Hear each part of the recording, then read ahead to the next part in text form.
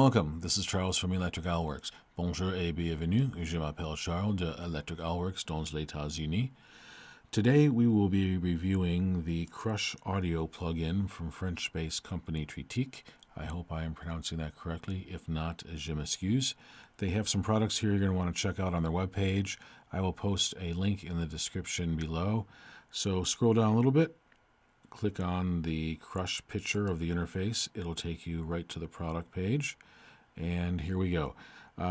Version 1.0.0 was released on the 13th of March, 2016. We're already up to 1.0.2 on the 17th of March. And here's where you would download the Windows version for VST or AAX formats and the Mac version for audio units, VST and AAX. So it's free for now. I don't know how long it's going to last, so get it while the getting's good. All right, let's take a look. I've gone ahead and set up a project that we'll use to demo the Krush plugin. There's a drum track and an instrumental track, so let's take a look at the interface. On top, you have the drop-down list, which contains the presets. There's three categories: crushing, FX, and modulations. There's about 28, 29 presets altogether. They're a great starting point. They'll get you in the ballpark, and you can take her from there. After that, you have the drive, which is how hard you're hitting it, the crush, and then DWSP is for downsampling. Now the next section is the filter section, so you click it to engage it. You have your low pass or high cut filter here, and you click here, and you have your low cut or high pass. What happens then is you are able to control the frequency. So for example here it started at 20,000 hertz or 20K. You can just roll that back to wherever you want.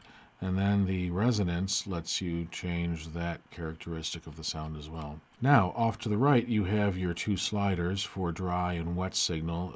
Basically it lets you blend them any way you want. And the neat thing about this is that if, let's say, you hit a certain ratio between dry and wet, let's just make it that.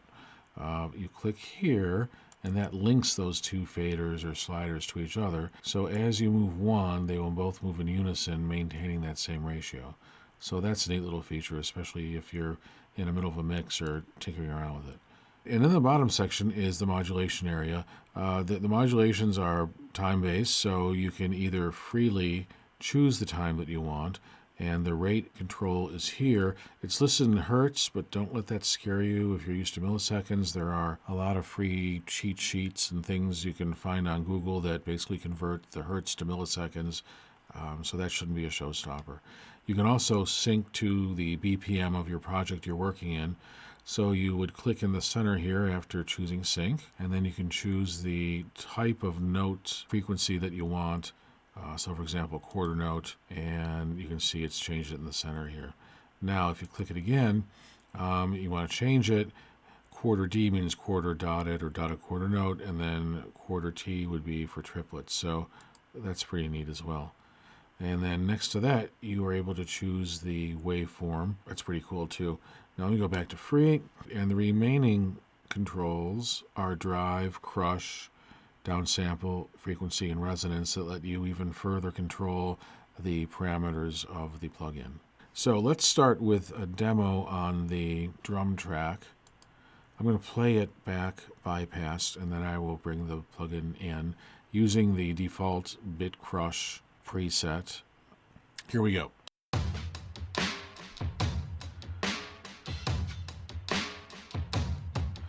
And engaged.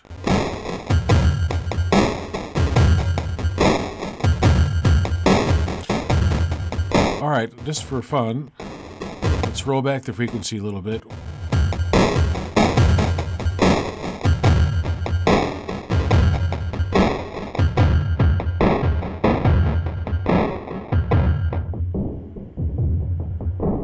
And now the resonance, we'll bump that up.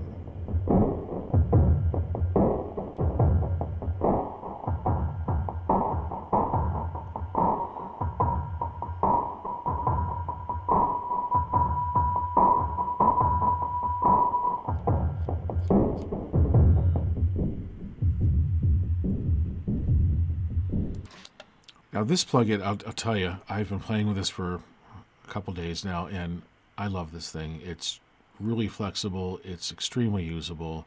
The interface is easy to get your arms around and your head around in pretty short order. And then as you start playing with it more, you start realizing more things. So it's one of those plugins where it just kind of gets better as you start getting into it. So there's already a lot of videos on YouTube and on the internet going through all the plugins, so I'm not going to do that. I would like to show you like two or three more. Since we got the drum track up, let's go back into the crushing section, and there's one called Punch. And there's a lot of great plugins out there for fatten up your drums and making them a little dirty. So Devil Lock, or there's tons of compressors that you can use, or limiters that are free or you buy, and they're great, wonderful tools. This is just a little different. It fattens it up, but it lets you tinker with it too a little bit more than maybe other ones would. So it's definitely worth taking a look at. So let me start the drum track again, and we'll start it bypass, and I will bring the Punch preset in. And here we go.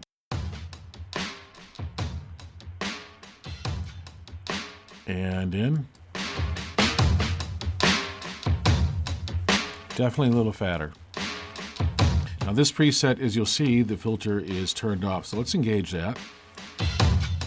I can hear some high end in there that maybe would mess up a mix, so let's roll that back a little bit and see what happens.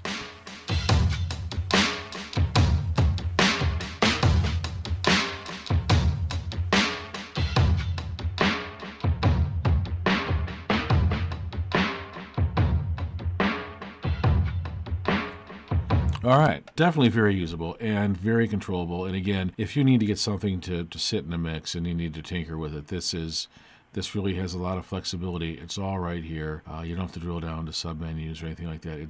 It's really nice. There's one more in the crunch section, or crushing section. It's called Dirty Krush. It's sort of like the Punch we just heard, but on steroids. It really, really is pushing it. So let me roll this back, and we'll start it bypass, and I'll bring it in about one measure in.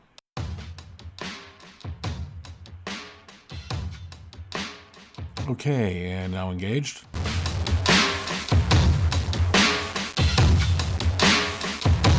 Yeah, now that's got a lot of craziness going on there. It's very tasty, but a lot of craziness, which is good. So let's roll back the high end again.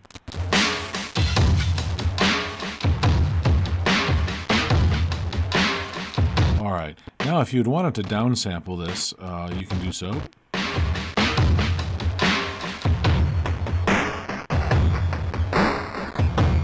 And it's going to get really, really nasty.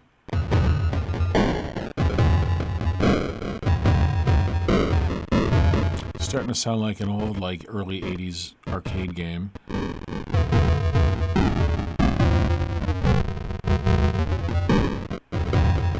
And now the resonance.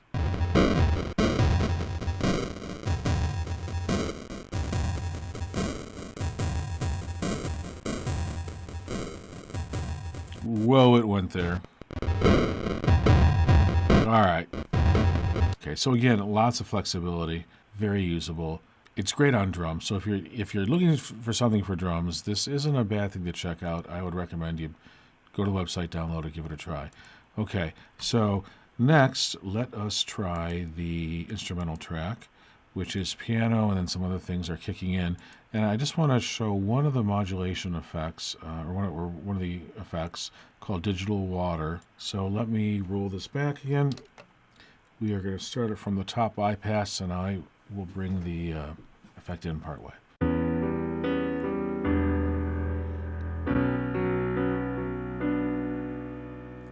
Okay, now engaged.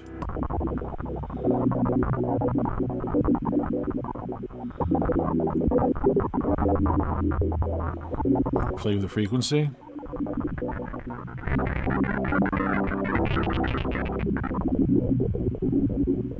And now the resonance.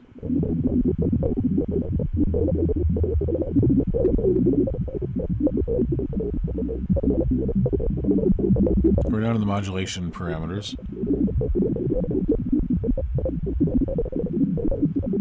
Bring it back. Bring this back a bit.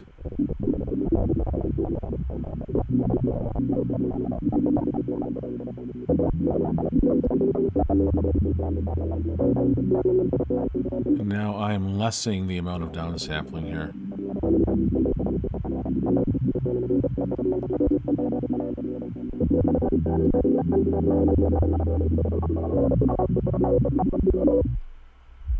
So you can get this really low where, on YouTube, you're not going to be able to hear some of this.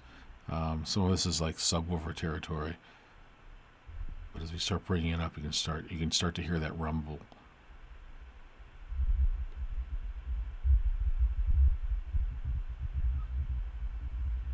So things like this, you start mixing this with some delays, some reverb, and you could create like ambient drones and do all kinds of wonderful things. And again, as you get in here and tinker with it, you'll find out you can make it more percussive, you can make it more smooth. It's ridiculously flexible. I really love this thing. I can't say enough about it. Okay, let's do this. So in addition to using presets and tweaking them, there's also the ability to go in and change the parameters via the automation in your DAW. So it'll do that, and if you want to control it via a MIDI controller, those options are available to you, which opens up more wonderful worlds of possibility.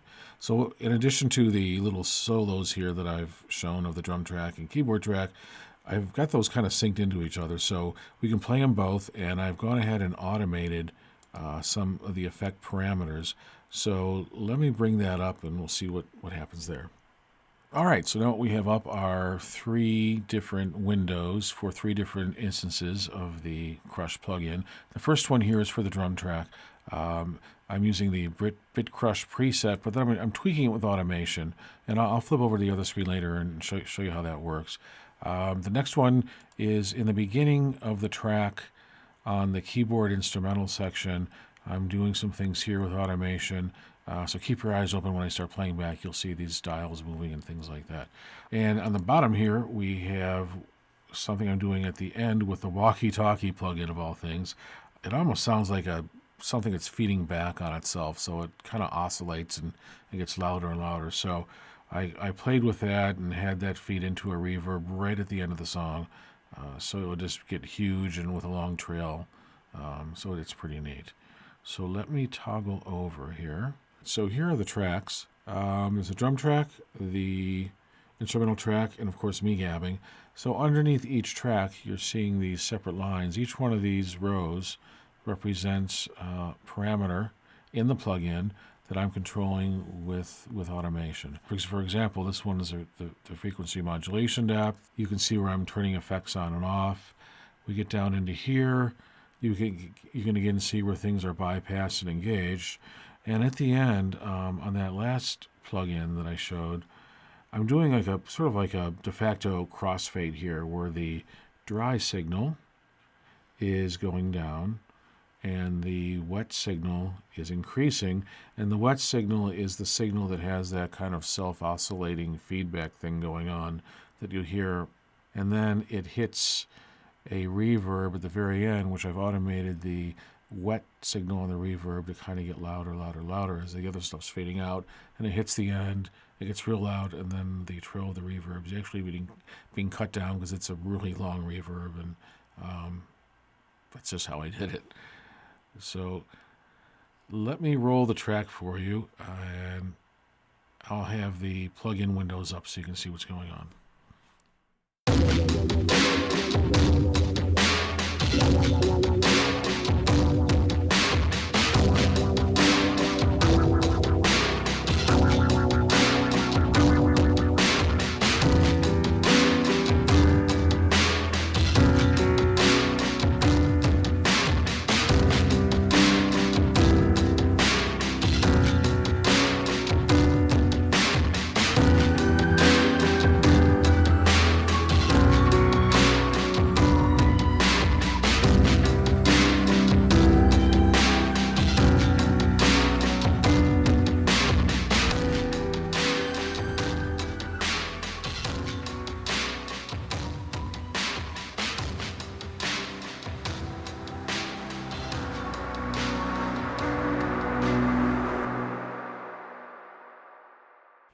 And this is why I love Krush. With just automating a few of the parameters in the plugin, you're able to totally change the complexity of the song and take it to a whole different level.